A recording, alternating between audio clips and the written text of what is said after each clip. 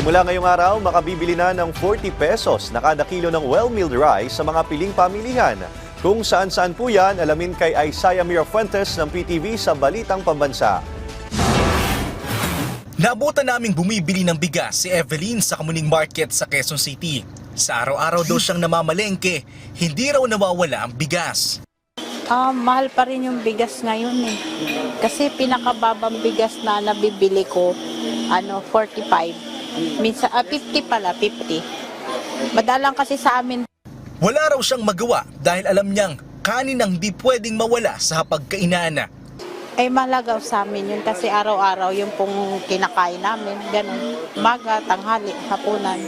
Pero gaya ni Evelyn, magkakaroon ng kaunting kaginawa ng ilang mga mamimili. Unang bubuksan ito bukas sa mga public markets sa Metro Manila, partikular na sa Guadalupe, Kamuning, Malabon, Pasay at Las Piñas. Maliban dito, target ng pamahalaan na magbukas din ng kadiwa ng Pangulo Kiosk sa iba pang palengke sa Metro Manila. Ito yung mga palengke na medyo mataas, yung presyo ng bigas sa kasalukuyan. At you can check actually nasa range ng 45 to more than 50 pesos, lalo na sa Pasay. Pero hindi lang ito sa mga palengke. Magbebenta rin ng murang bigas sa istasyon ng LRT sa Monumento at MRT station sa North Avenue.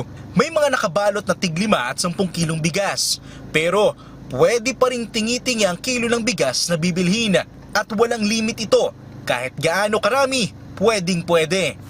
We don't have any issue in terms of volume and stocks na meron tayo pagdating sa bigas. Ayon pa sa DA, asahan na hindi lang ito lalaganap sa Metro Manila, kundi pati na rin sa iba pang mga probinsya. We'll start with Metro Manila and eventually palalawakin sa iba pa ring mga probinsya. Magkahalo ang pinagkukunan ng mga bigas, may imported at mayroon ding lokal. Bukas ang kadiwa ng Pangulo Kiosk, Martes hanggang Sabado, alas 8 ng umaga hanggang alas 5 ng hapon. Samantala, isinusulong ng Department of Agriculture na muling buhayin ang panukalang batas na Anti-Rice Wastage Act. Sa ilalim ng panukalang batas na ito, inuobliga ang mga restaurant o mga kainan na mag-serve ng half cup of rice. Para kay Tatay Donato, kailangan itong maipasa dahil sa mga nasasayang na kanin ng mga customers sa karinderya. Meron pangkaraniwan yan. Minsan nga, siyempre hindi mo naman pwedeng kainin yun. Ang hinayang kami, pinakakain namin sa ibon. Nandyan yung ibon dyan. Base sa datos ng Philippine Rice Institute of Field Rice, mahigit 1 kutsarang kanin ang nasasayang ng mga Pinoy kada araw. Ito ay katumbas ng 250,000 metric tons kada taon o mahigit sa 5 milyong sako ng bigas. Kung hindi ito nasasayang, mapapakain pa sana nito ang nasa 2.8 milyong Pilipino. Mula sa PTV, Isaiah Mirafuentes, Balitang Pambansa.